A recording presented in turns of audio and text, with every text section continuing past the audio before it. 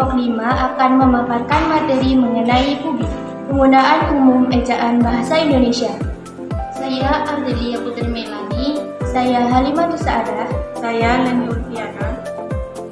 Materi yang akan kami bahas yaitu huruf abjad, huruf vokal, huruf konsonan, huruf diftong, gabungan huruf konsonan, pemakaian huruf kapital, huruf miring, dan huruf tebal. Huruf abjad. Pengertian huruf abjad adalah suatu kumpulan huruf berdasarkan urutan yang umum atau baku. Berikut merupakan huruf abjad. Selanjutnya yaitu huruf vokal. Huruf vokal adalah bunyi ujaran akibat adanya udara yang keluar dari paru-paru, tidak terkena hambatan atau halangan. Maksudnya yaitu bunyi yang tidak disertai hambatan pada alat bicara. Hambatan hanya terdapat pada pita suara, tidak pada artikulator. Jadi udara yang keluar dari paru-paru melewati pita suara dan tidak pada artikulator atau alat ucap yang menghambat seperti bibir, gigi, ataupun lidah. Huruf yang melambangkan vokal dalam bahasa Indonesia terdiri atas huruf A, I, U, E, O. Huruf konsonan. Huruf konsonan adalah bunyi ujaran akibat adanya udara yang keluar dari paru-paru mendapatkan hambatan atau halangan. Maksudnya yaitu bunyi yang dibentuk dengan menghambat arus udara yang keluar dari paru-paru. Hambatan dapat terjadi pada sebagian alat bicara, seperti hambatan pada dua bibir pada bunyi B, hambatan pada ujung lidah dengan menyentuh belakang gigi depan atas pada bunyi T, dan sebagainya. Huruf yang melambangkan konsonan dalam bahasa Indonesia terdiri atas huruf-huruf B, C, D, F, G, H, J, K, L, M, N, P, Q, R, S, T, V, W, X, Y, dan Z. Diftong. Diftong adalah dua vokal yang diucapkan sekaligus.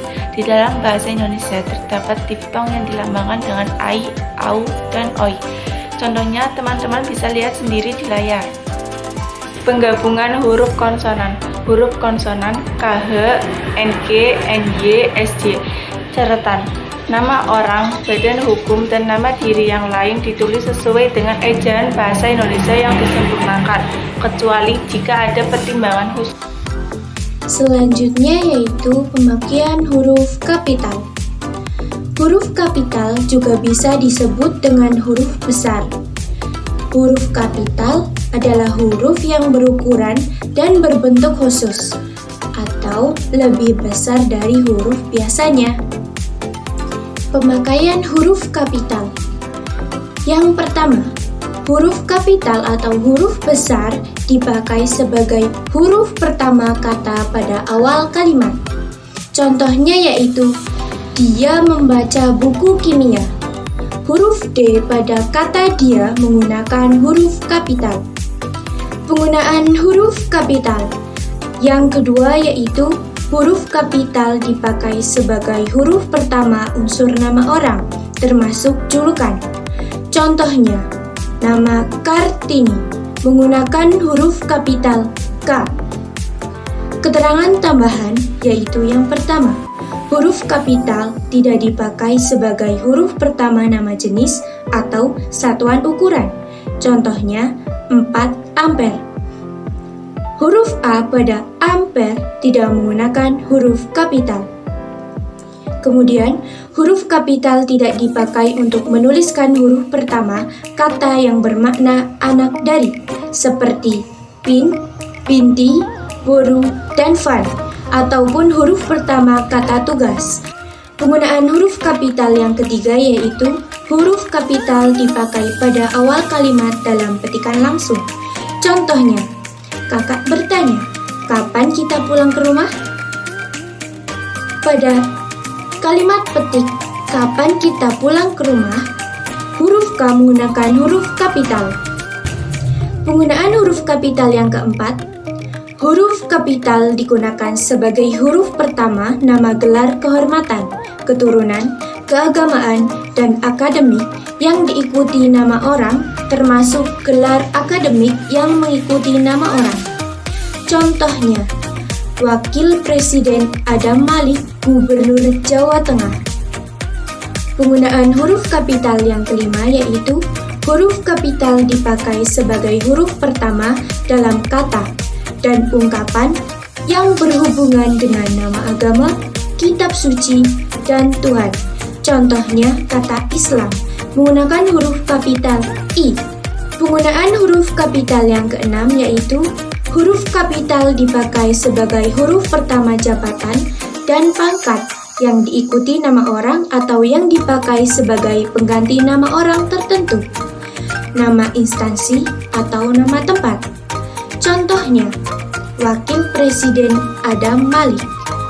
Penggunaan huruf kapital yang selanjutnya yaitu huruf kapital dipakai sebagai huruf pertama nama bangsa, suku bangsa, dan bahasa.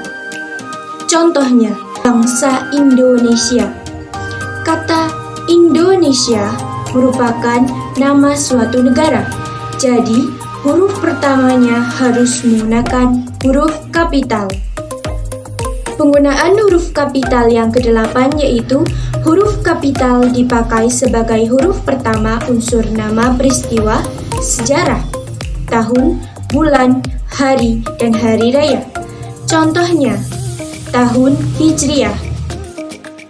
Penggunaan huruf kapital yang kesembilan yaitu huruf kapital dipakai sebagai huruf pertama unsur nama geografi. Contohnya, Bukit Barisan. Penggunaan huruf kapital yang terakhir yaitu huruf kapital dipakai sebagai huruf pertama singkatan nama gelar, pangkat, atau sapaan. Contohnya, SH, singkatan dari Sarjana Hukum. Huruf miring. Huruf miring adalah huruf yang tercetak miring, dalam terminologi tipografi disebut italik. Huruf italik ini biasanya digunakan untuk memberikan penekanan pada sebuah kata.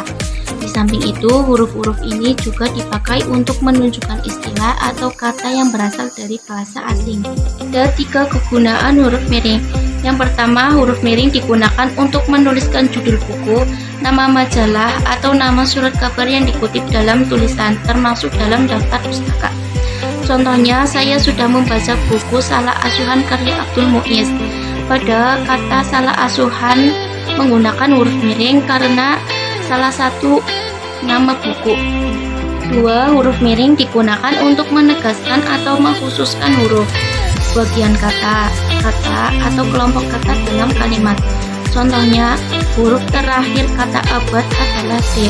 Pada kata abad menggunakan huruf miring karena mengkhususkan kata, dan D itu mengkhususkan huruf. Huruf miring digunakan untuk mengungkapkan kata atau bahasa dalam bahasa daerah atau bahasa asing. Contohnya, nama ilmiah buah manggis adalah Garcinia mangostana. Pada kata Garcinia mangostana menggunakan huruf miring karena termasuk bahasa asing. Huruf tebal.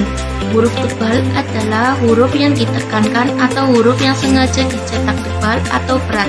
Huruf tebal biasa juga disebut sebagai huruf pad, namun kita lebih sering menyebutnya dengan huruf bold. Ada 2 kegunaan huruf tebal. Yang pertama, huruf tebal dipakai untuk menegaskan bagian tulisan yang sudah ditulis miring. 2. Huruf tebal dipakai untuk menegaskan bagian-bagian karangan seperti judul buku, bab, atau subbab. Sekian materi yang dapat kami sampaikan.